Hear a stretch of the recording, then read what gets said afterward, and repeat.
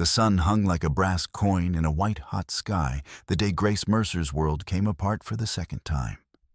She stood behind the cracked window of her one-room shack on the edge of Cinder Bluff, watching the dust cloud rise on the eastern road. 8 riders, maybe 10, coming fast. The heat shimmered off the packed earth in waves that made the buildings bend and waver, like reflections in disturbed water. She pressed her palm against the glass, feeling the stored heat burn through the grime. Her hand left a print in the dust, 5 fingers splayed like a moth pinned to a board. Outside, the town held its breath. The saloon doors hung open, exhaling the stench of sour beer and unwashed bodies. The general store's proprietor, old Mr. Hendricks, began pulling down his shutters with the resigned movements of a man who had done this too many times before. Grace knew what was coming. Everyone in Cinder Bluff knew. Copper Jim Slade and his men rode into town every 6 weeks like a fever that returned and returned, draining the life from the place a little more each time. They called it taxation. They called it protection. Grace called it what it was: theft, wrapped in the appearance of law enforced by men who wore badges they had never earned and carried guns they were too eager to use. Her husband, Thomas, had been dead 4 months. The cough had taken him slowly, hollowing him out from the inside, until there was nothing left but skin stretched over bone and eyes that apologized for dying. The doctor had wanted $20. Grace had not had $20. She still did not have $20. What she had was a roof that leaked when it rained, a hen house with 3 laying birds, and a vegetable patch that yielded more dust than food. She also had debts. Thomas had left her those in abundance. The riders thundered into the main street, and the sound was like distant cannon fire. Grace counted them through the gap in the shutters. 9 men, all armed, all wearing the hard faces of men who had stopped asking permission for anything long ago. Copper Jim rode at the head of the column on a big sorrel gelding his bulk, making the horse look smaller than it was. He wore a black vest over a stained white shirt, and his hat was pushed back to show a face burned red by sun and whiskey. A tin star hung crooked on his chest, a mockery of law that made Grace's stomach turn. The column pulled up outside the Lucky Star Saloon. Dust settled slowly around the horse's legs, drifting in the still air like smoke. Copper Jim dismounted with the careful movements of a fat man, his boots hitting the boardwalk hard enough to shake the loose planks. His spurs rang like tiny bells. His men followed, spreading out along the street with the easy confidence of wolves in a fold. Grace's heart hammered against her ribs. She had $3.16 hidden in a tin can buried under the hen house. It was not enough. It would never be enough. But if she did not pay, they would take the chickens. If they took the chickens, she would starve before winter came. The mathematics of poverty were simple and brutal. She was pulling on her bonnet hands, shaking so badly she could barely tie the strings when the first shot rang out. The sound cracked through the heat like breaking glass. Grace froze one hand on the door latch. A second shot followed, then a third.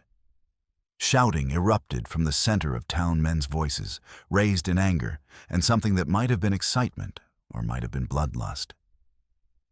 It was hard to tell the difference with men like these. Grace stepped out into the street, squinting against the glare. The sun pressed down like a physical weight, and the air tasted of dust and fear. Other doors were opening now, other frightened faces peering out. Mrs. Chen from the laundry stood in her doorway, wringing her hands in her apron, her face pale beneath her wide-brimmed hat. The blacksmith's apprentice, a boy no more than 15 with arms already corded with muscle from working the bellows, climbed onto a water barrel to see over the crowd that was beginning to gather. Grace moved closer, staying near the buildings, making herself small. She had learned long ago how to become invisible in a crowd, how to fold herself into insignificance so that dangerous men would not notice her. The crowd had formed a rough circle in front of the saloon. Inside the circle, Copper Jim stood with his revolver drawn and pointed at something on the ground. At his feet lay a man sprawled face down in the dust blood, pooling dark beneath him. The blood was already beginning to dry at the edges, turning from red to brown in the relentless heat. And beyond the body, pressed back against the saloon wall, with nowhere to run, stood another man. Grace's breath caught. He was Apache, she saw that immediately, from the way he was dressed and the long black hair that hung loose past his shoulders. He wore buckskin leggings and a cotton shirt dark with sweat and what looked like blood. His right arm hung useless at his side, and Grace could see the torn flesh where a bullet had grazed him from shoulder to elbow, the wound raw and angry. His left hand pressed against the wall behind him, and his chest heaved with labored breathing. His face was angular and harsh, all sharp planes and hard edges marked by years of sun and privation.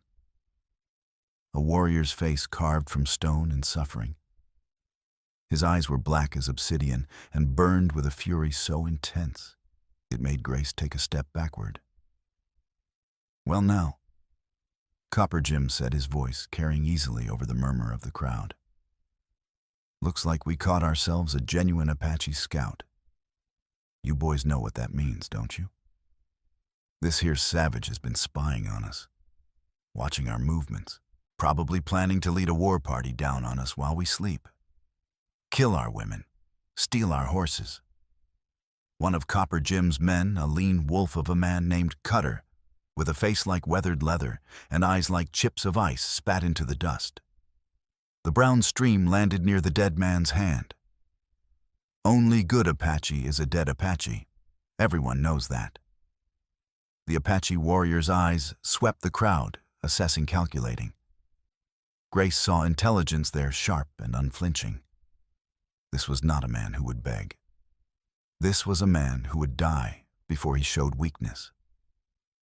His jaw was set, his shoulders squared, despite the blood running down his arm and soaking into the dust at his feet.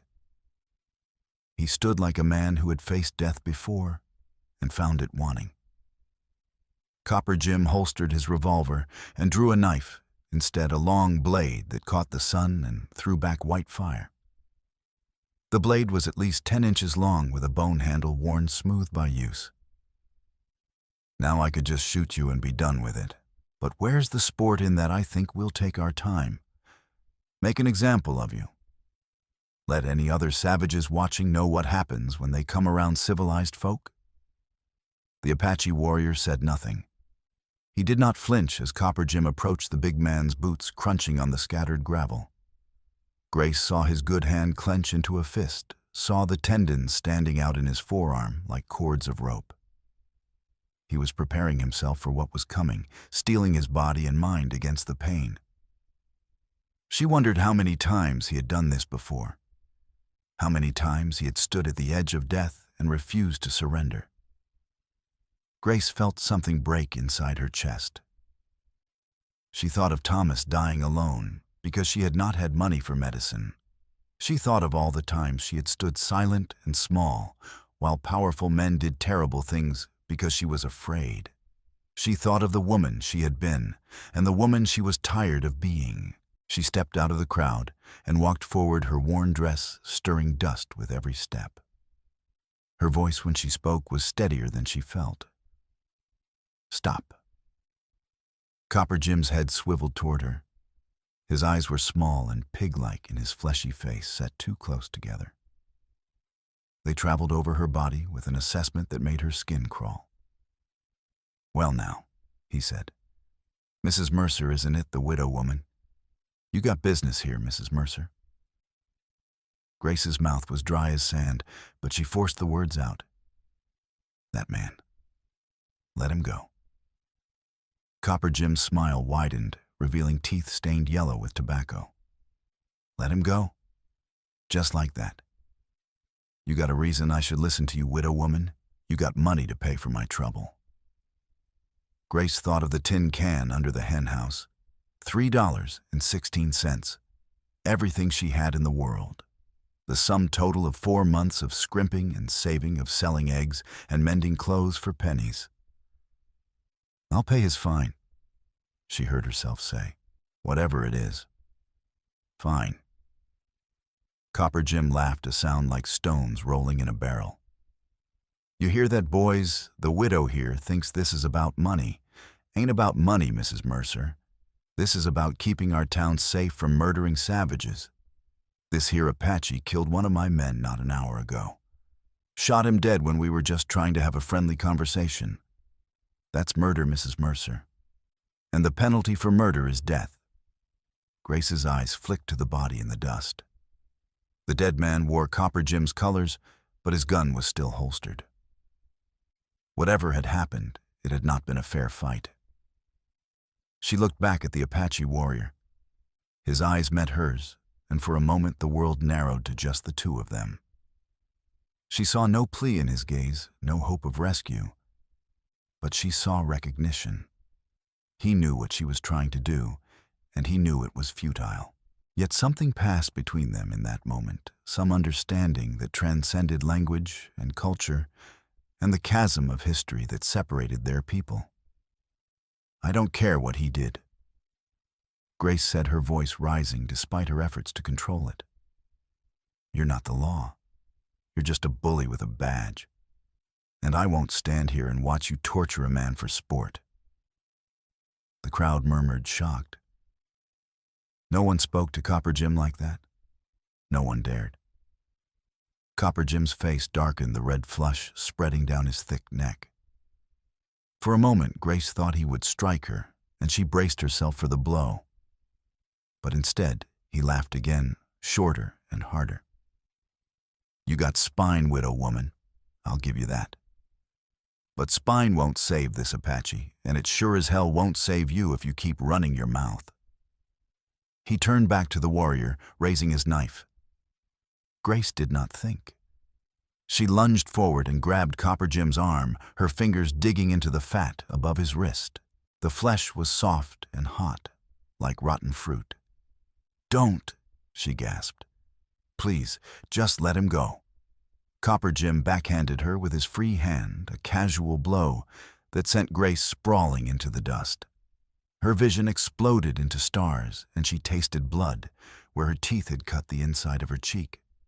Through the ringing in her ears, she heard Copper Jim say, "Drag her out of the way. I got work to do." Hands grabbed Grace's arms, hauling her upright. She struggled, but the grip was iron. She was forced to watch as Copper Jim advanced on the Apache warrior knife, gleaming in the merciless sunlight. What happened next happened fast. The warrior moved, despite his wounds, despite the odds. His good hand shot out and caught Copper Jim's wrist, twisting hard with a motion that spoke of years of training. The knife fell spinning in the air and landing point down in the dust. The warrior drove his knee into Copper Jim's gut with brutal efficiency. The big man doubled over with a grunt of pain and surprise, all the air leaving his lungs in a rush. The warrior followed up with an elbow to the jaw that sent Copper Jim staggering backward, blood spraying from his split lip. Then the warrior ran. He moved like smoke, like wind over water, ducking under the grasping hands of Copper Jim's men and darting into the narrow alley between the saloon and the general store. Shouts erupted. Guns fired the bullets, whining off the wooden walls and sending splinters flying. Grace saw him disappear into the shadows, leaving a trail of blood behind, like a wounded animal fleeing into the wilderness. Copper Jim regained his feet, his face purple with rage. He spat blood and what looked like a piece of tooth into the dust. "After him," he bellowed. "I want that Apache dead $10 to the man who brings me his scalp."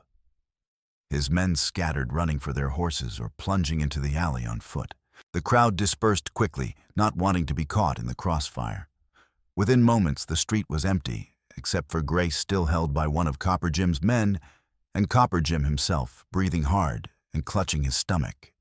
He walked over to Grace and grabbed her chin, forcing her to look at him. His breath smelled of whiskey and rot, and his fingers left bruises on her jaw. "You just made the biggest mistake of your life, widow woman," he said quietly. "When I'm done with that Apache, I'm coming for you. And it won't be quick. I'll make sure you have time to regret every word you said today." He released her with a shove and stalked toward his horse. The man holding Grace let her go, and she collapsed to her knees in the dust. She watched Copper Jim ride away, his men following their horses, kicking up clouds of dust that turned the air brown and bitter. Grace knelt there for a long time, her face throbbing where he had struck her, her dress filthy with dust and her own blood. She thought about going back to her shack and bolting the door and pretending none of this had happened. But she knew it was too late for that. Copper Jim would come for her. And when he did, she would die as surely as Thomas had died, choking on her own blood while the world looked away. Unless... Grace stood, her legs shaking. She thought about the Apache warrior bleeding and hunted somewhere out in the wilderness beyond the town. She thought about the look in his eyes when she had tried to help him, the recognition of one survivor to another. She had seen intelligence there and strength and a will to survive that matched her own desperate need to live. If she stayed in Cinder Bluff, she was dead. But if she ran, if she could find the warrior and somehow convince him not to kill her, maybe, just maybe, they could survive together. It was a desperate plan, a foolish plan. But it was the only plan she had. Grace went back to her shack and gathered what little she owned. She moved quickly, methodically, her hands steadier now that she had made her decision. She filled 2 canteens with water from the rain barrel, the water tasting of rust and old wood. She took the hardtack and dried beans from her cupboard, wrapped them in a cloth. She took Thomas's old Spencer carbine from the wall and checked the load. 5 rounds in the magazine, none in the chamber. She had a box of cartridges, half empty, but better than nothing. She also took the letter. It was hidden in the bottom of Thomas's trunk, beneath his spare shirt and his Bible. Grace had found it a week after he died, while going through his things. It was addressed to her in Thomas's shaky handwriting, the letters barely legible. But she had not been able to bring herself to read it. The seal was still intact, the wax pressed with Thomas's ring. Now she tucked it inside her bodice next to her heart and promised herself she would read it when she had time to grieve properly. She left her shack as the sun began its descent toward the western horizon, painting the sky in shades of blood and gold. She did not look back. Behind her was everything she had known, meager as it had been. Ahead was nothing but darkness and uncertainty, and the slim hope that she might live to see another dawn. She followed the trail of blood. It led north toward the broken lands beyond Cinder Bluff. The drops were widely spaced, at first just dark spots in the dust that could have been anything: animal blood, spilled wine, the detritus of violence. But as Grace moved farther from town, they grew more frequent, larger. The warrior was losing blood, and losing it fast. If she did not find him soon, she would find only a corpse cooling in the desert night. The land rose in a series of ridges, separated by shallow arroyos, thick with scrub brush and stunted juniper. The heat of the day still radiated from the rocks, and Grace's dress clung to her back with sweat. She carried the rifle in both hands, ready though she was not sure what she would do if she actually encountered the warrior. Would he see her as a friend, or would he kill her before she could explain one more white face among the thousands that had taken everything from his people? She was climbing the third ridge when she heard the sound of voices, harsh and male. Grace dropped flat behind a boulder, heart hammering so hard she thought it would burst through her ribs. Through a gap in the rocks, she saw 3 of Copper Jim's men, searching the arroyo below. They moved carelessly, kicking at bushes and cursing the heat. They had not yet picked up the blood trail. Grace waited until they moved on, their voices fading into the distance like the buzzing of angry wasps. Then she rose and continued north, moving faster now. If Copper Jim's men were this close, the warrior did not have much time. Neither did she. The blood trail led her into a narrow canyon where the walls rose steep and red on either side, striped with layers of ancient sediment. The floor was littered with fallen boulders and the desiccated remains of ancient trees, their twisted roots reaching toward a sky they could no longer touch. Grace moved carefully, watching for signs of ambush. The warrior could be hiding anywhere, watching her, deciding whether to trust her or put an arrow through her throat. She found him at the back of the canyon, collapsed against the base of a rock face. His eyes were closed, and his breathing was shallow and rapid. The blood had soaked through his shirt and run down to pool in the dust beneath him, turning the pale sand dark. His skin had taken on a grayish cast that Grace recognized from Thomas's final days. Shock. Blood loss. Without help, he would be dead by morning. Grace approached slowly, the rifle held low, but ready. "I'm not going to hurt you," she said quietly. "I want to help." The warrior's eyes snapped open. For a moment they were unfocused, glazed with pain and the beginning of fever. Then they sharpened, fixing on her face with an intensity that made her breath catch. His good hand moved toward the knife at his belt, but the movement was slow, clumsy. He was too weak to fight. Grace set down the rifle and held up her empty hands. "Please," she said, "let me help you. They're coming. Copper Jim's men. If we stay here, we both die." The warrior stared at her for a long moment. She could see him weighing his options, calculating odds that did not favor survival either way. Then slowly, his hand fell away from the knife. He said something in Apache, his voice rough and low. Grace did not understand the words, but she understood the meaning. He was placing his life in her hands. If she betrayed him, he would die.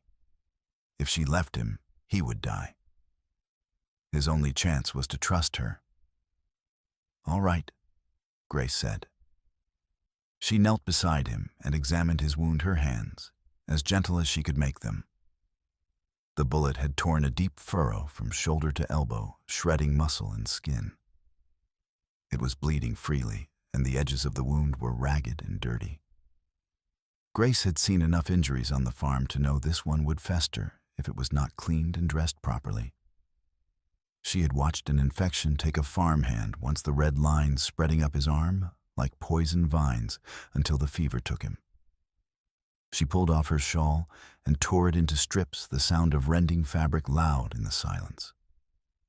From her pack, she took a canteen and a small bottle of whiskey she had been saving for a moment of desperation. This, she decided, qualified. "This is going to hurt," she warned, meeting his eyes. She poured whiskey over the wound, washing away the blood and grit. The warrior's body went rigid, every muscle locked, but he made no sound. His jaw clenched so hard, Grace could hear his teeth grinding together, could see the cords standing out in his neck. She worked quickly, pressing the cloth strips against the wound to staunch the bleeding, then wrapping them tight around his arm. Her hands were shaking, but she forced them steady. She had done this before for Thomas, though it had not saved him in the end. When she was done, she sat back on her heels and wiped the sweat from her forehead with the back of her hand. The warrior's eyes were open, watching her. There was something in his gaze that had not been there before. Not gratitude exactly, but a kind of wary assessment. He was measuring her, trying to understand why a white woman would risk her life to save an Apache. "Can you stand?" Grace asked. The warrior nodded once. He pushed himself upright with his good arm, and Grace moved to support him. He was taller than she had expected, 6 feet at least, and heavily muscled despite the leanness brought on by hunger and hard living. When he leaned on her, Grace felt the solid weight of him, warm and alive. Her heart did a strange stutter step in her chest, and she told herself it was just fear and exhaustion, nothing more. They moved slowly through the canyon, Grace half supporting the warrior's weight. He walked with grim determination, his face set against the pain. Every few minutes, he would pause to listen. His head cocked like a wolf, scenting danger, and Grace would hold her breath until he nodded and they continued. They had almost reached the mouth of the canyon when they heard the sound of hooves on stone, the distinctive clatter echoing off the canyon walls. Grace and the warrior froze. Through the gathering darkness, Grace saw riders silhouetted against the sky, dark shapes against the deepening blue. 4 of them moving along the ridge above the canyon. If the riders looked down, if they saw the blood trail, it was over. The warrior pointed to a crevice in the canyon wall, a narrow split barely wide enough for a person. Grace nodded. They squeezed into the crevice, pressing back into the darkness. The rock was cool against Grace's back, and she could feel the warrior's chest rising and falling against her shoulder. They were so close she could smell the blood and sweat on him, could hear the slight catch in his breathing that meant he was fighting to stay conscious. The riders passed above them so close, Grace could hear the creak of leather and the jingle of spurs. One of them said something about giving up for the night, his voice carrying clearly in the still air.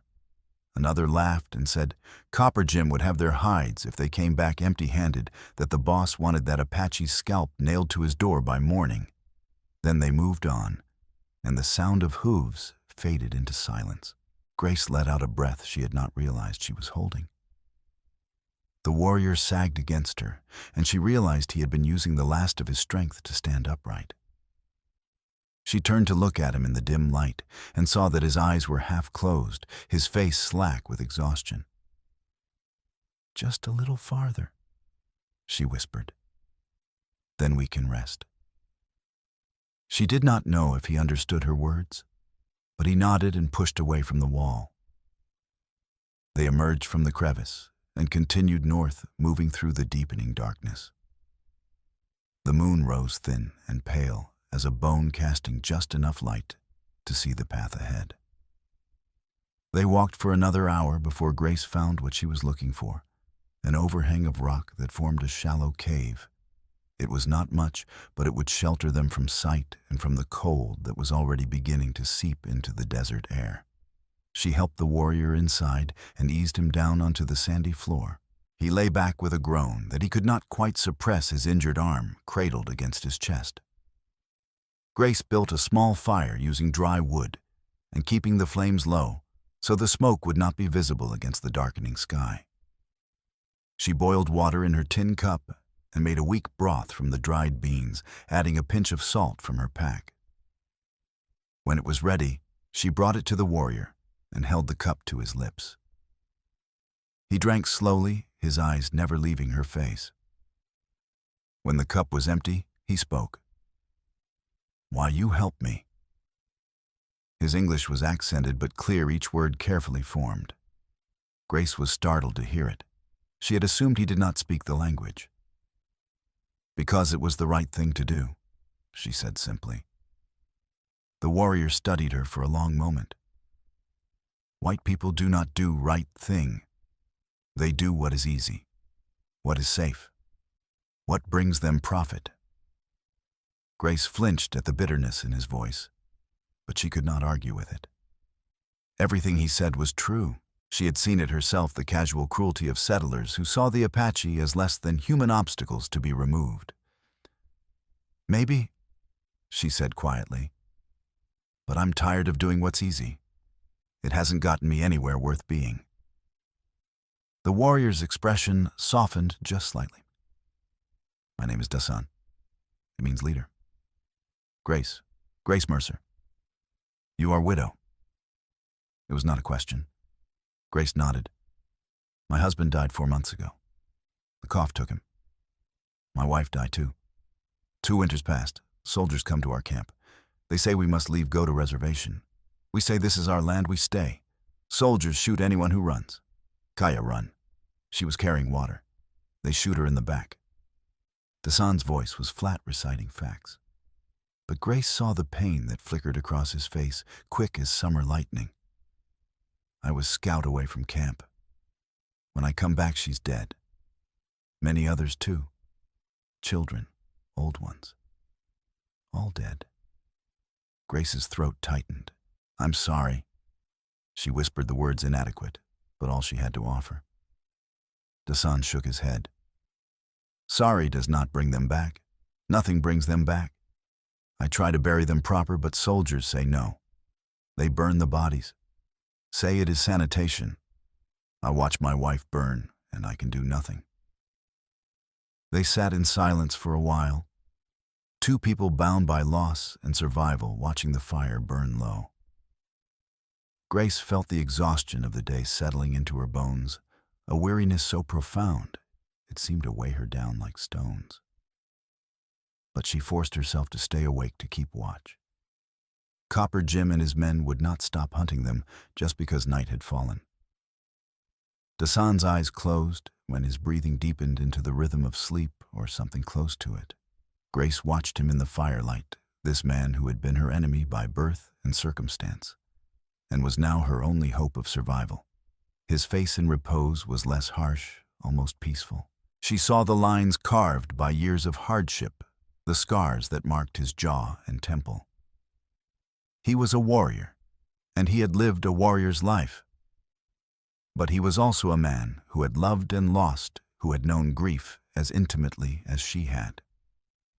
Grace pulled out the letter from Thomas, and the one she had not yet read. Her hands trembled as she unfolded the yellowed paper. The handwriting was shaky, written during the last days, when Thomas could barely hold a pen, when his hands shook from fever and weakness. She read by the light of the dying fire. Grace, if you are reading this, I am gone. I need you to know something. I did things. Bad things. I worked with men I should not have worked with. John convinced me it was the only way we could survive, but I knew it was wrong, and I did it anyway. I helped them forge papers, land deeds. I signed my name to lies, and people lost their homes because of it. I buried the evidence. There is a mine 3 miles north of town, past the Red Rocks. Inside is a cave where John kept his records. Everything is there. If you ever need to use it, if they ever come for you, you have proof of what they did. I am sorry, Grace. I am sorry for dying and leaving you alone. I am sorry for the things I did that I never told you about. I was a coward and a fool. You deserved better than me. Thomas Grace's hands shook so badly, the letter fluttered like a trapped bird. She read it again, slower, making sure she understood every damning word. Thomas had been part of it, part of Copper Jim's schemes. He had helped them steal land from innocent people from families like hers, and he had said nothing. He had let her believe they were just unlucky, just poor, when all along he had been profiting from other people's misery. And as she read, memories came flooding back, unbidden and unwelcome. 6 months before Thomas died, Grace had noticed the change. It started small. He came home late one night with money in his pocket, more money than they had seen in months. When she asked where it came from, he said he had done some work for John, his brother. Just some hauling, nothing important. But his eyes would not meet hers when he said it. Then there were the nights he coughed so hard, he brought up blood spattering the handkerchief he pressed to his mouth. He would hide the evidence, stuffing the bloody cloth into his pocket or burning it in the stove when he thought she was not looking. But Grace had seen. She had seen and said nothing, afraid that speaking the truth would make it real. The money kept coming irregular, but substantial. Thomas claimed he was doing odd jobs, but he never said what kind. He grew thin and pale, his clothes hanging off him like a scarecrow. But still the money came, and Grace used it to buy food, to pay debts, to keep them from starving. She told herself she did not want to know where it came from. She told herself it was better not to ask. One night she woke to find Thomas sitting at the table, his head in his hands, weeping silently. She had never seen him cry before. When she touched his shoulder, he flinched as if she had struck him. "I'm damned, Grace," he whispered.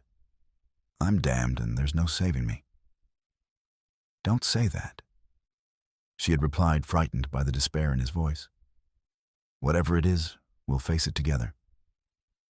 But he only shook his head and said nothing more. And Grace, coward that she was, had not pressed him. She had gone back to bed and pretended she had not seen, had not heard. She had taken the money and kept her questions to herself. Now she understood. He had been dying inside long before the cough took him. The guilt had been eating him alive, and she had been too afraid to acknowledge it. Grace folded the letter and tucked it back into her bodice. Her vision blurred with tears. Across the fire, Dasan stirred in his sleep, murmuring something in Apache. Grace wiped her eyes roughly. She had no time for tears now, no time for regrets. Thomas was dead, and his sins were his own. All she could do was use the information he had left her to make things right. She looked around the cave with new eyes. Somewhere north of here, 3 miles past the red rocks, was a mine. Inside that mine was evidence that could destroy Copper Jim and his entire operation. Evidence that Thomas had helped create and then, in the end, tried to atone for. Grace made a decision. They would go to the mine. They would find the evidence. And they would make sure Copper Jim paid for every drop of blood he had spilled. Together. She lay down beside the fire, pulling her blanket around her shoulders. Before she closed her eyes, she looked at Dasan once more. In the dying firelight, his face was peaceful, almost young. She wondered what he had been like before the soldiers came, before his wife died. She wondered if he had ever smiled freely, if he had known happiness. She fell asleep wondering and dreamed of fire and blood, and a man with dark eyes who held her hand while the world burned. They set out at dawn, moving slowly because of Dasan's wound and Grace's exhaustion. The land was harsh and unforgiving, a maze of stone and sand and scrub that offered little shelter and less water. The sun rose quickly, turning the air into a furnace. By midday, Grace's canteens were half empty. Dasan led when he was able, choosing paths that kept them hidden from the flats, where riders might see them. He taught Grace to read the land the way he did, pointing out signs she would never have noticed on her own.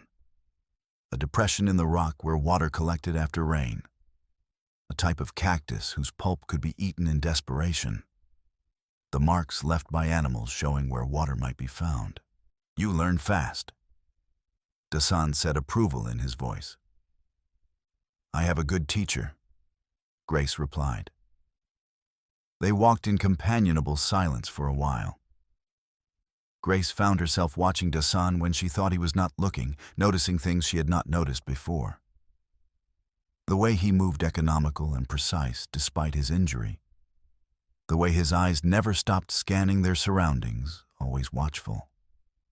The way his jaw tightened when pain lanced through his arm, but he never complained. They stopped to rest in the shade of an outcropping, sharing water from one of the canteens. Dasan drank sparingly, and Grace followed his example. She could feel the heat pressing down on them, could feel her skin burning despite her bonnet. "Tell me about Kaya," Grace said quietly. "Your wife. What was she like?" Dasan was silent for so long that Grace thought he would not answer. Then he said, "She laughed all the time. Even when things were bad, she find reason to laugh. She was small, smaller than you, but strong. She could ride all day and not complain. She could track deer better than most men. She was—" He paused, searching for words. "She was light. When she was near, the world was brighter." Grace heard the ache in his voice and felt an answering ache in her own chest. "She sounds wonderful." She was. When soldiers kill her, they kill part of me too. I think maybe I'd die soon after, but I was too angry to die. Anger keep me alive. He looked at Grace, his dark eyes unreadable. "What about your husband? Do you love him?" Grace considered the question. "I thought I did, but now I don't know. We were married young, barely 20. My father arranged it. Thomas was a good man, or I thought he was. He was kind to me. But we were strangers, really. We lived together, but we didn't know each other. And then he got sick, and there wasn't time to fix it." "You are angry at him? For dying?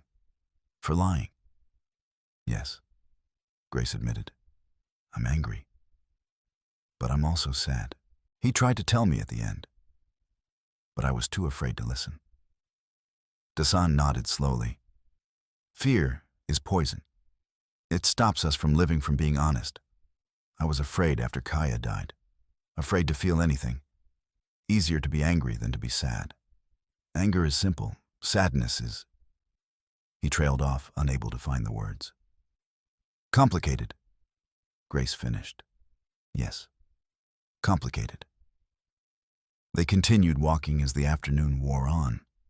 The heat became oppressive, and Grace felt her head swimming. Her feet throbbed with every step, and she knew without looking that her boots were full of blood. But she kept going, following Dasan's steady pace. As the sun began its descent toward the horizon, the sky changed. Dark clouds gathered in the west, moving fast. The air grew heavy and still charged with electricity. Grace felt the hair on her arms stand up. "Storm coming." Dasan said, his voice tense. "Bad one. We need shelter." They quickened their pace, but the storm moved faster. The wind hit them first, sudden and violent, tearing at Grace's dress and sending dust swirling into her eyes. Then came the rain. Not in drops, but in sheets, a wall of water that soaked them to the skin in seconds. Lightning cracked across the sky so close Grace could smell the ozone. Thunder followed immediately, a deafening roar that seemed to shake the earth. The rain came harder, turning the desert floor into a river of mud. "There!" Dasan shouted over the wind, pointing. Through the rain, Grace could barely make out a dark opening in the canyon wall. A cave, or at least an overhang. They ran, slipping and sliding on the wet stone. Grace fell once, her hands and knees hitting the ground hard, but Dasan pulled her up, and they kept moving. They reached the opening just as another bolt of lightning struck nearby the crack, so loud it made Grace's ears ring. The cave was small, barely large enough for 2 people, but it was dry. They collapsed inside, gasping for breath. Water streamed off their clothes, pooling on the cave floor. Grace's teeth chattered uncontrollably, and she wrapped her arms around herself, trying to conserve what little warmth she had left. Dasan moved deeper into the cave, checking for snakes or other hazards. Finding none, he came back to Grace. "You are cold," he said. It was not a question. "I'll be fine," Grace said, but her shaking belied the words. Dasan frowned. He pulled off his wet shirt, wrung it out, and spread it on a flat rock to dry as much as possible. Then he sat down beside Grace and pulled her against him, wrapping his good arm around her. "Body heat," he said. "Only way to stay warm." Grace stiffened at first, the intimacy of the position making her uncomfortable. But the cold was too intense to resist, and gradually she relaxed, leaning into Dasan's warmth. His skin was hot against hers, his chest rising and falling with each breath. She could feel his heartbeat, strong and steady. Outside, the storm raged. Rain pounded against the rocks, and wind howled through the canyon like a living thing. Inside the small cave, pressed close together in the darkness, Grace felt something shift between them. An awareness. A tension that had nothing to do with survival, and everything to do with the simple fact that they were both alive, both human, both desperately alone. "Dasan," Grace whispered. "Yes. Thank you for helping me, for not leaving me." His arm tightened around her. "We help each other. That is how we survive." Grace turned her head to look at him. In the dim light, she could barely make out his features, but she could feel his breath on her face. Her heart began to pound, and she knew it had nothing to do with fear. Dasan's hand rose to touch her face, his calloused fingers tracing the line of her jaw with unexpected gentleness. Grace's breath caught. She leaned closer, drawn by something she could not name, and Dasan's hand moved to cup the back of her head, his fingers tangling in her wet hair. Then he pulled back his jaw tight. "No," he said roughly. "You are white. I am Apache. There is no future in this. Only pain." Grace wanted to argue, wanted to tell him that the future did not matter when they might both be dead tomorrow. But she saw the pain in his eyes and knew it was not rejection. It was protection. He was protecting them both from a longing that could only end in heartbreak. "I understand," she whispered, though her body ached with the wanting.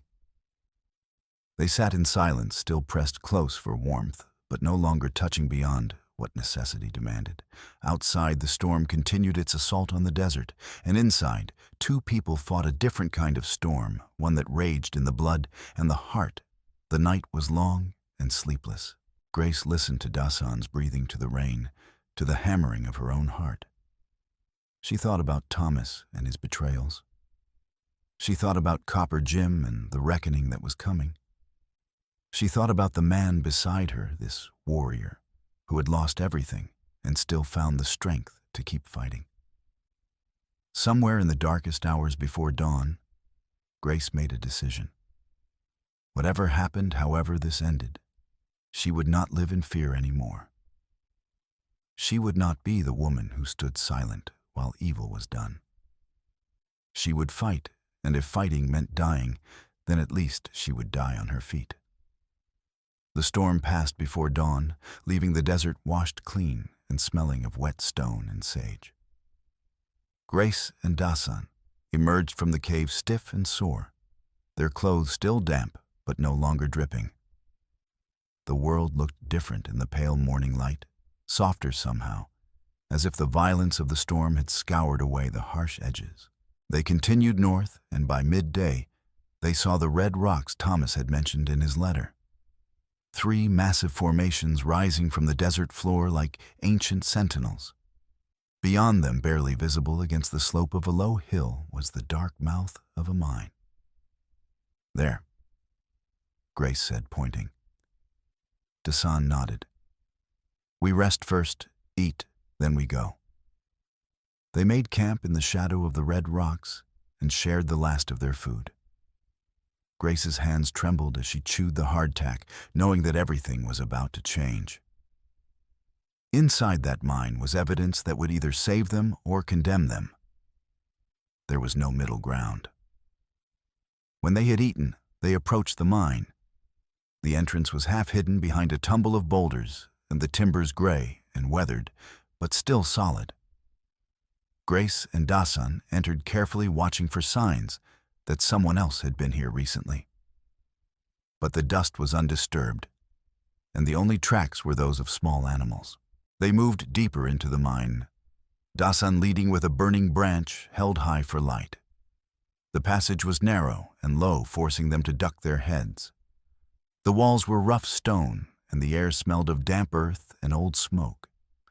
After 20 feet, the passage opened into a larger chamber with a high ceiling lost in shadow.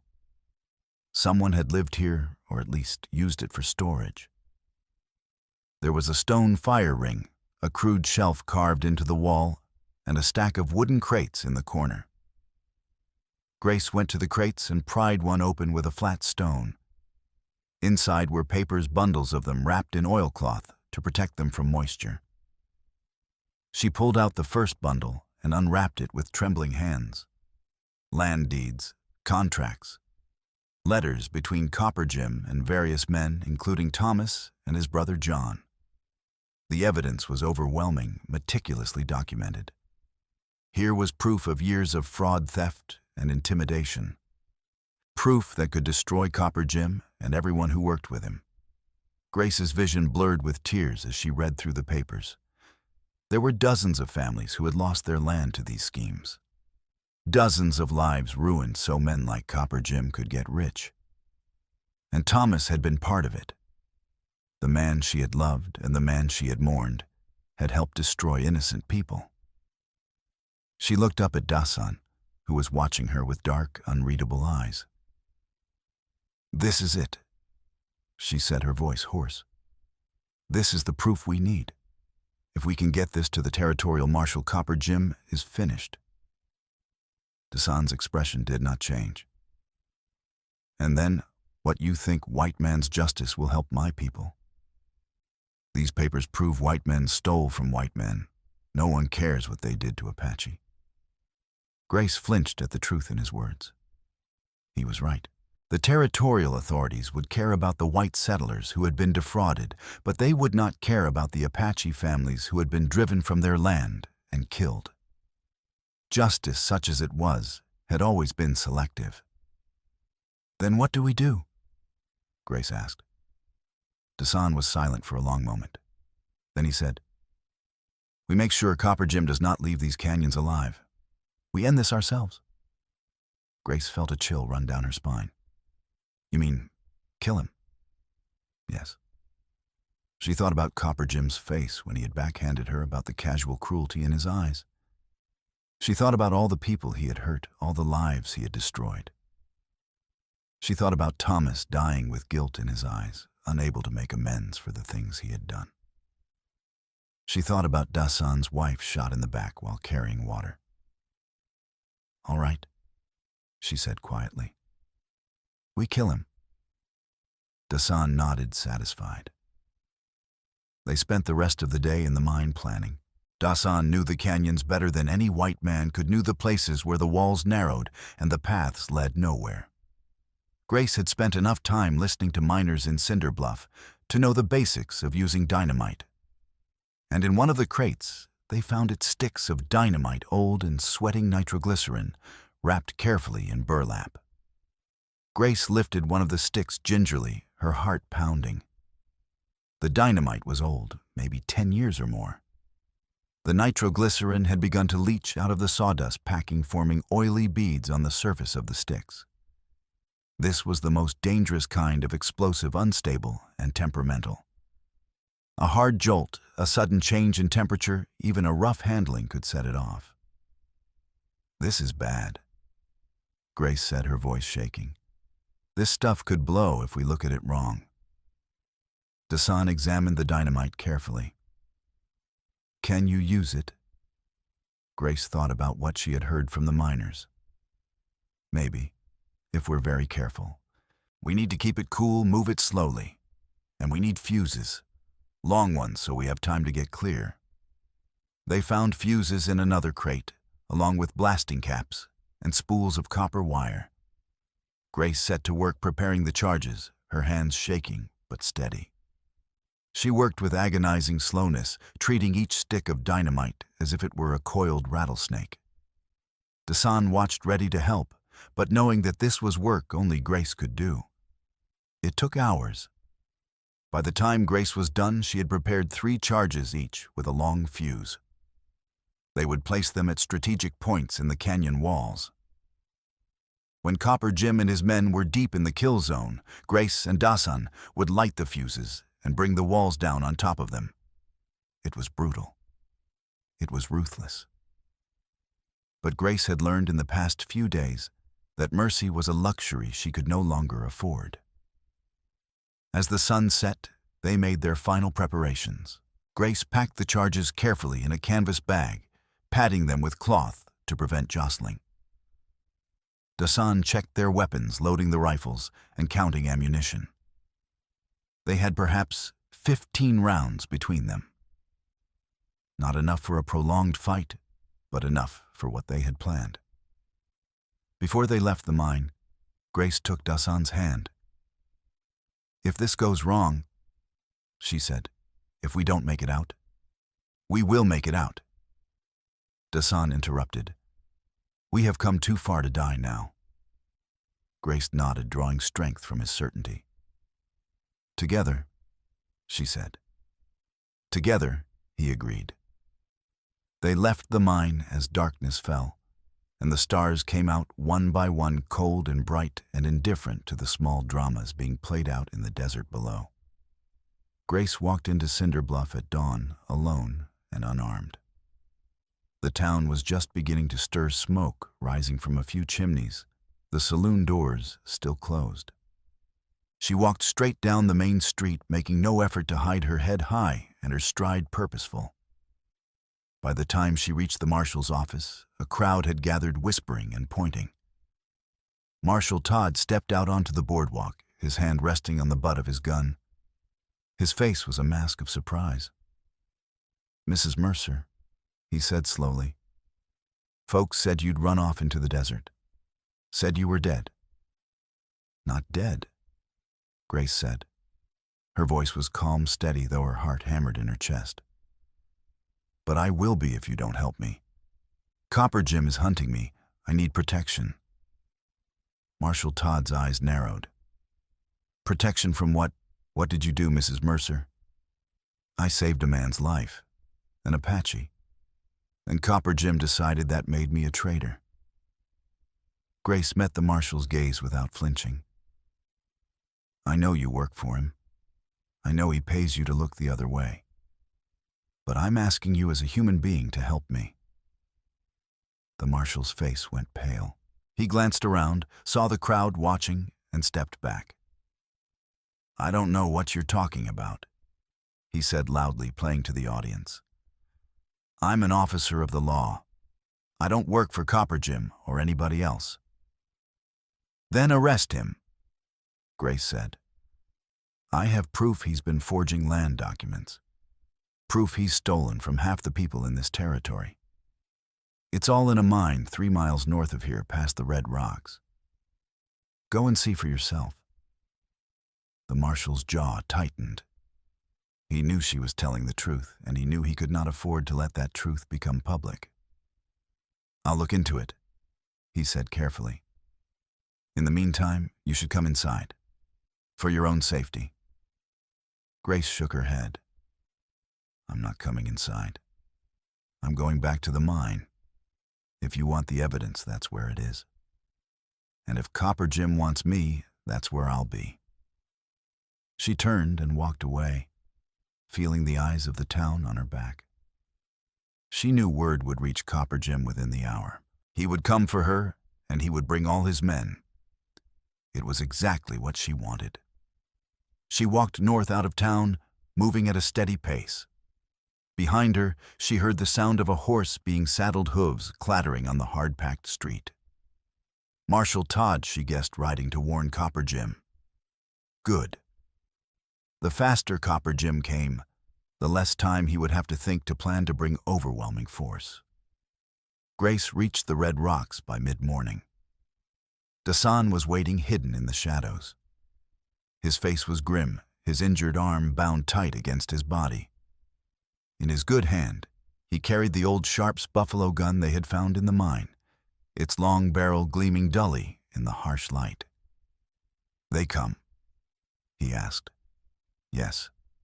Soon." They moved quickly to the narrow canyon where they had set their trap.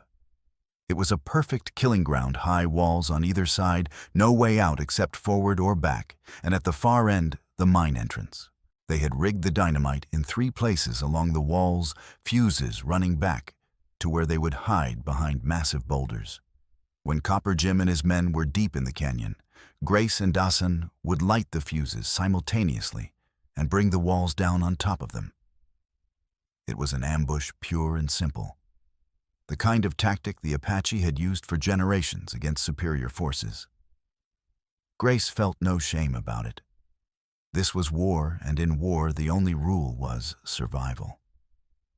They took up positions on either side of the canyon entrance, concealed behind boulders. Grace held Thomas's Spencer carbine hand steady despite the hammering of her heart. Dasan held the Sharps, his dark eyes scanning the horizon with predatory focus. They did not have to wait long. The riders came just after noon, a cloud of dust announcing them long before they were visible. Copper Jim led the column, his bulk unmistakable, even at a distance. Behind him rode 8 men, all armed, all eager for blood. They had trailed Grace easily, following her tracks in the soft earth, not suspecting a trap. Grace's finger tightened on the trigger. She could shoot Copper Jim from here, end it with a single bullet. But that would scatter his men, and they would hunt her and Dasan across the canyons until they were caught. No. They had to get them all at once. The riders entered the canyon at a trot, confident and careless. Grace held her breath as they passed her hiding spot so close she could have reached out and touched the nearest horse. She could hear the men talking, making crude jokes about what they would do to the widow woman when they caught her. She waited until they were halfway to the mine entrance, bunched together in the narrow space. Then she struck a match and touched it to the first fuse. The fuse hissed and sparked, racing toward the dynamite, buried in the canyon wall. Across the canyon she saw Dasan light his fuses. The riders had not yet noticed their attention focused on the mine entrance ahead. Copper Jim pulled up his horse and raised a hand. "Spread out," he ordered. "She's in that mine. I want her alive. The Apache too. I got plans for them." The dynamite exploded. The sound was deafening, a roar that shook the earth and knocked Grace flat behind her boulder. She felt the shock wave pass over her, hot and violent, pressing her into the ground. Rock and dust filled the air, turning the world into a choking gray soup. She could not see, could not hear anything but the ringing in her ears. When the dust began to clear, Grace pushed herself to her feet and looked down into the canyon. The walls had collapsed, burying the center of the path under tons of stone. Horses screamed and men shouted in panic and pain. Through the haze, Grace saw bodies, some moving, some not. Blood spread dark on the pale stone. Copper Jim had been at the front of the column. The blast had thrown him from his horse, but he was alive, staggering to his feet, blood streaming from a cut on his forehead. He looked around wildly, trying to understand what had happened, his face contorted with rage and confusion. Grace raised her rifle and sighted down the barrel. She could end it now. One shot.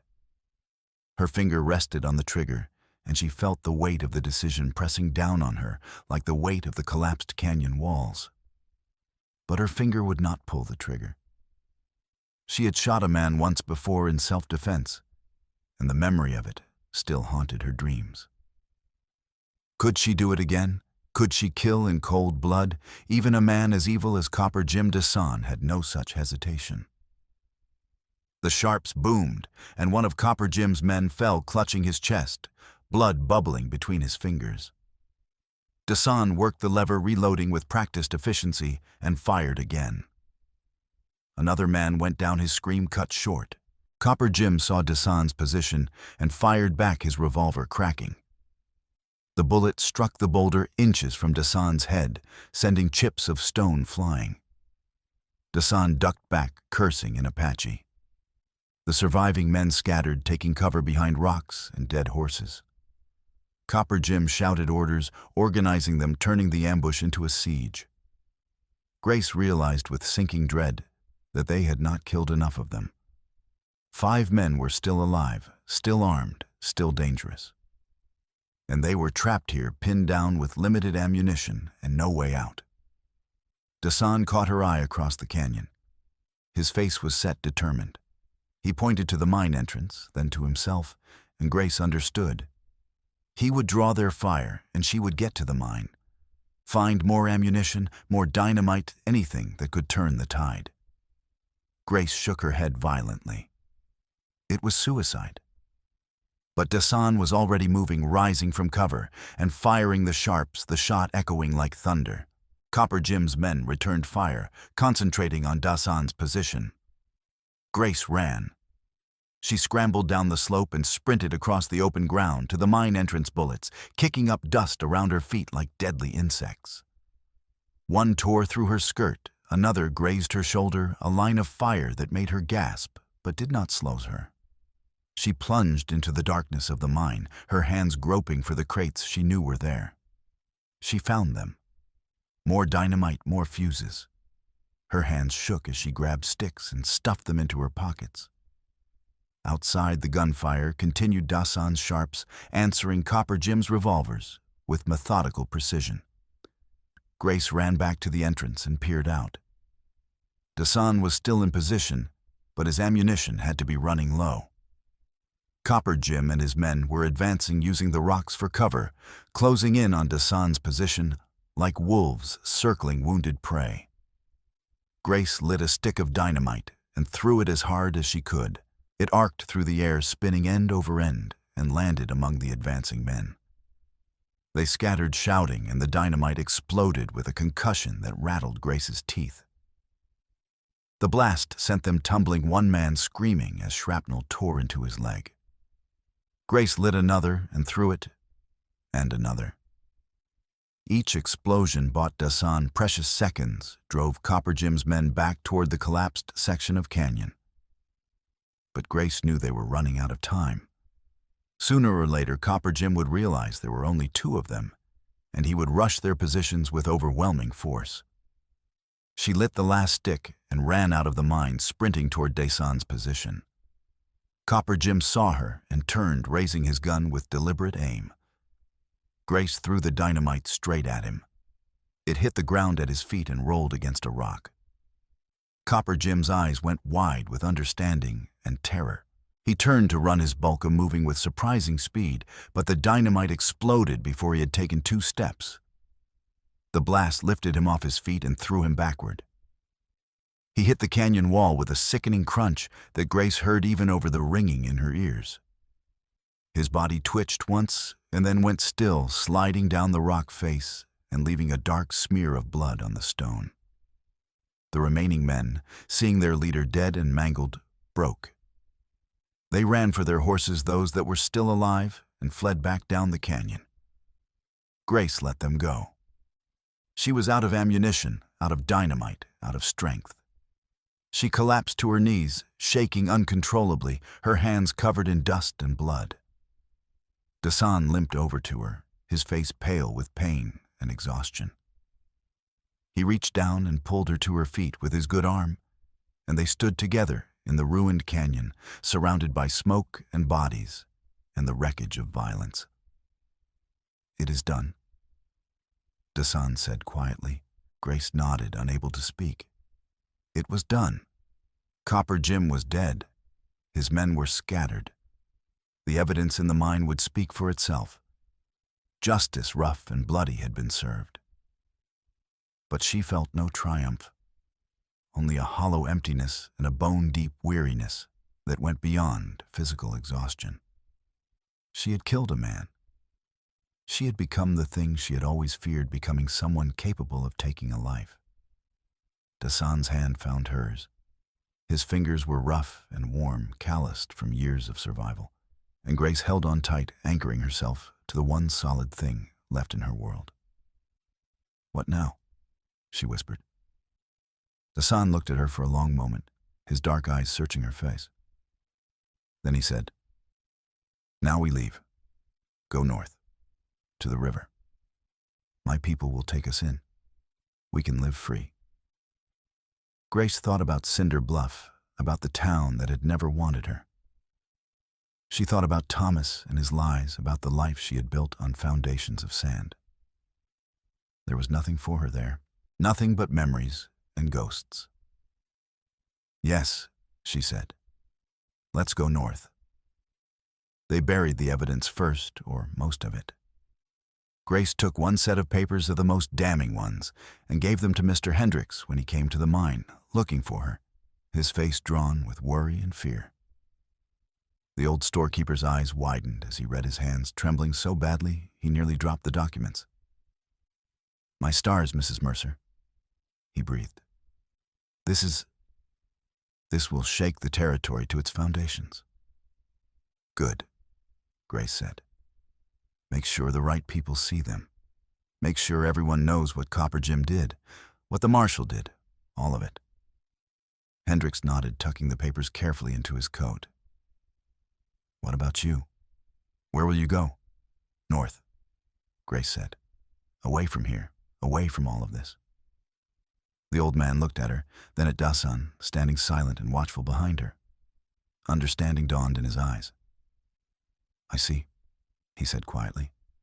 Then I wish you luck, Mrs. Mercer. And Godspeed. The rest of the papers they left in the mine, sealed behind fallen rock. Let it stay buried. Let the dead keep their secrets. Grace and Dasan left Cinder Bluff on foot, heading north toward the river. They walked for 5 days, moving slowly because of their wounds and exhaustion. The land was harsh and beautiful red stone and blue sky distances that stretched forever. Grace's feet were masses of blisters and torn flesh, but she barely felt the pain. She was focused on the horizon, on the promise of water and safety that lay somewhere beyond it. On the 3rd day, Dasan's fever broke. Grace had been nursing him with the last of their water and what little food they could scavenge, bathing his forehead with wet cloth and forcing him to drink when he would have refused. She had thought she might lose him, might watch him slip away the way Thomas had slipped away. But he was stronger than Thomas. He fought and he won. On the 5th day, they crested a ridge and saw the river below a ribbon of green, winding through the canyon like a promise. Dasan's face broke into the first real smile Grace had ever seen from him, transforming his harsh features into something almost boyish. Home, he said, his voice thick with emotion. They descended into the canyon and followed the river north for another 2 days. The water was cool and clear, and they drank deeply, washing away days of dust and fear. Fish swam in the shallows, and birds sang in the cottonwoods that lined the banks. Grace felt something loosen in her chest, a tightness she had carried for so long she had forgotten it was there. They reached the Apache camp at sunset. It was a small band, maybe 20 people camped in a sheltered bend of the river, where the water pooled deep and clear.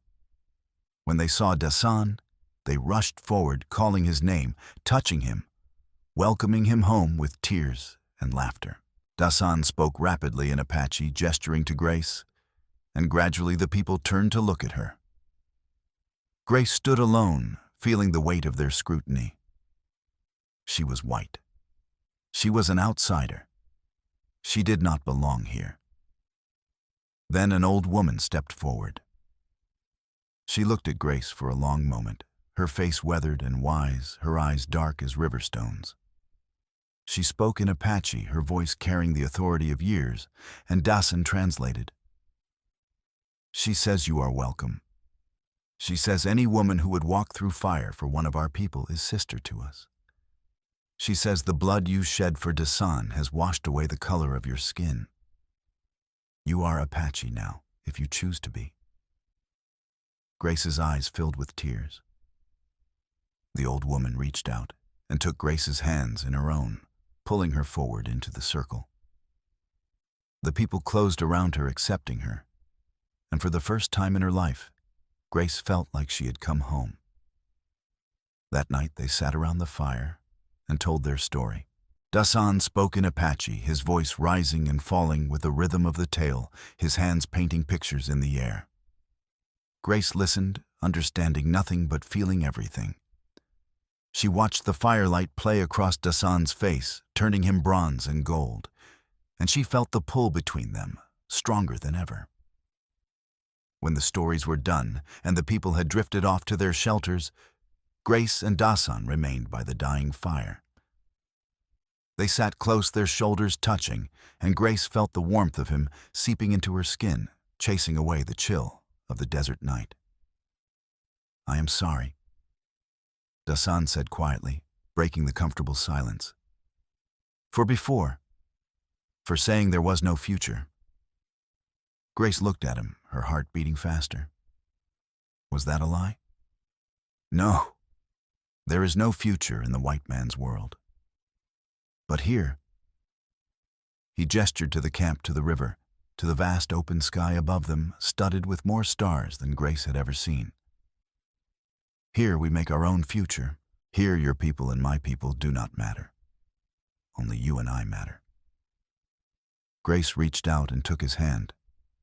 Dasan's fingers closed around hers, strong and sure. Then let's make it, she said. Dasan turned to face her fully. His good hand rose to touch her face, his thumb tracing the line of her jaw with a gentleness that made her breath catch.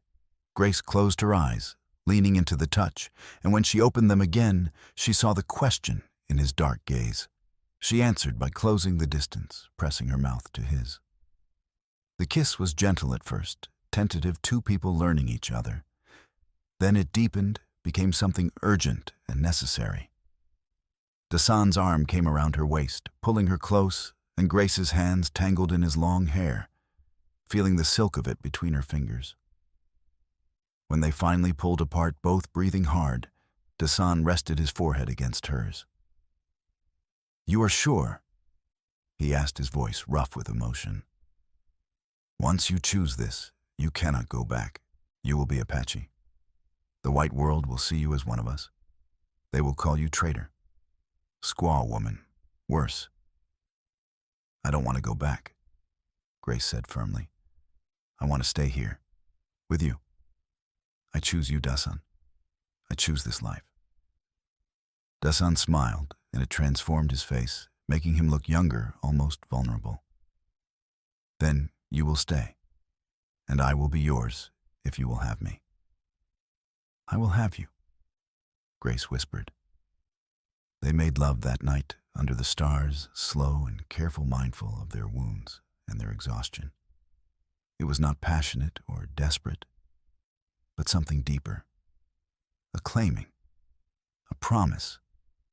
Two people who had lost everything, finding something new in each other, building something precious from the ashes of their former lives. Afterward, they lay tangled together under Grace's blanket, listening to the river and the night sounds of the desert. Grace traced the scars on Dasan's chest with her fingertips, each one a story of survival, and he played with her hair, letting the dark strands slip through his fingers like water. "I never thought I would feel this again," Grace said quietly. "After Thomas died, I thought I was done, that I would just exist until I died too." "I thought the same," Dasan said. "After Kaya, I thought my heart was stone. But you—" He paused, searching for words. "You made me remember what it is to live, not just survive." Grace pressed a kiss to his shoulder, tasting salt and smoke. "We saved each other." "Yes, we did." They fell asleep like that, wrapped around each other, two survivors who had found their way home. The years that followed were hard, but good. Grace learned the language and the ways of Dasan's people, her tongue stumbling over unfamiliar sounds, until gradually they became natural. She learned to make baskets from willow branches, to tan hides, until they were soft as cloth, to gather the desert plants that could be eaten or used for medicine. She learned to move through the canyon lands the way Dasan did, leaving no trace, reading the signs that nature left like pages in a book. The band accepted her fully. The old woman who had welcomed her that first night became like a mother to her, teaching her the stories and songs of the Apache, correcting her pronunciation with patient good humor. The other women treated her as one of their own, teasing her when her baskets came out lopsided, praising her when she finally mastered the art of making thin corn flatbread, cooked on a hot stone on hot stones. Dasan became a leader among his people, just as his name foretold. He led hunting parties into the high country and scouting expeditions to watch for soldiers. He mediated disputes with the wisdom of Solomon and spoke for the band when traders came through, his reputation for fairness spreading far beyond their small canyon. And at night, he came home to Grace, and they built a life together in a canvas and hide lodge by the river. Grace bore him a daughter in their second year together. The birth was hard, harder than anything Grace had endured in the desert, and she thought she might die from it. But the old woman and the other women of the band helped her through, their hands sure and their voices calm, and when she finally held the baby in her arms, a tiny, perfect thing. With Dasan's dark eyes and Grace's full mouth, she wept with joy. They named her Kaya after Dasan's first wife. It was his gift to the past and to the future, a way of honoring what he had lost while embracing what he had found. Grace never returned to Cinder Bluff. She heard news of it occasionally from traders or travelers who passed through the canyon. Copper Jim's operation had been dismantled, his partners arrested or driven out. The land he had stolen had been returned to its rightful owners, or as close to rightful as white man's law could manage. Marshal Todd had been removed from office and tried for corruption, sentenced to 3 years in territorial prison. But Grace did not care. That world was dead to her. She had a new world now, a better one built on honesty and hard work and the simple fact of survival. Sometimes in the quiet hours of the evening, when Dasan was teaching their daughter to track rabbits and Grace sat by the fire making another basket, she would think about Thomas. She had forgiven him finally for his lies and his weakness. He had been a man trapped by circumstance, doing what he thought he had to do to survive. She understood that now in a way she never could have before. The desert had taught her that survival often required terrible choices. She thought, too, about the woman she had been, scared and small and silent. That woman was gone, burned away by the desert sun and the violence of survival. In her place was someone stronger, someone who had walked through fire and come out tempered like steel forged in a crucible. One evening, when their daughter was 5 years old and full of questions about everything under the sun, Grace and Dasan sat together on the ridge above the river, watching the sunset paint the canyon walls in shades of crimson and gold. Dasan's arm was around Grace's shoulders, and she leaned into him, content in a way she had never been content before. "Do you ever regret it?" Dasan asked suddenly. "Leaving your old life?" Grace thought about it, really thought about it, weighing the losses against the gains. Then she shook her head. "No, I regret nothing. That life was killing me slow as Thomas's cough. Here I'm alive. We're alive. We're free." Dasan pressed a kiss to her temple, his breath warm against her skin. "We are alive," he agreed. "And we are together. That is all that matters." Below them, the river ran silver in the fading light, carving its eternal path through stone, relentless and patient. Grace watched it and thought about how water given enough time could reshape the world. She thought about how she and Dasan had reshaped each other, worn away the sharp edges, found the shape underneath that fit together perfectly. "Tell me the story again," their daughter said, appearing suddenly at Grace's elbow like a small ghost. "The story of how you and Father met." Grace smiled, pulling the child onto her lap. It was the girl's favorite tale, the story of blood and bullets and 2 people who had saved each other. Grace never told it the same way twice, always finding new details to include new ways to make the child understand that love was not always gentle or easy, that sometimes it was born in violence and desperation and the simple human need to not be alone. But she always ended it the same way. "And they lived?" Grace said softly, brushing her daughter's hair back from her forehead. "They lived, and they loved, and they were happy. The end." "The end," their daughter repeated, satisfied, her eyes already growing heavy with sleep. But it was not the end, Grace knew. It was just the beginning. Every day was a new beginning, a new chance to live and love and be grateful for the gift of survival. She looked at Dasan, and he looked back at her. And in his eyes, she saw the reflection of everything they had been through and everything they had built together. She saw the past and the future, the pain and the joy, all of it, woven together into a life that was messy and complicated and absolutely, perfectly real. The sun slipped below the horizon, and the stars came out one by one, cold and bright and eternal. The river sang its ancient song, and in the canyon people laughed and talked around their fires. The smell of cooking food drifted on the evening air, and somewhere a child cried and was comforted. Grace closed her eyes and breathed it all. In this life she had chosen, this life she had fought for with every breath and every drop of blood. She had walked through fire and come out on the other side, not unscathed, but unbroken. She had loved and lost and loved again. She had found her place in the world, and it was here on this ridge with this man in this wild and beautiful land that asked for nothing but the courage to survive. She was home, and she was at long last free.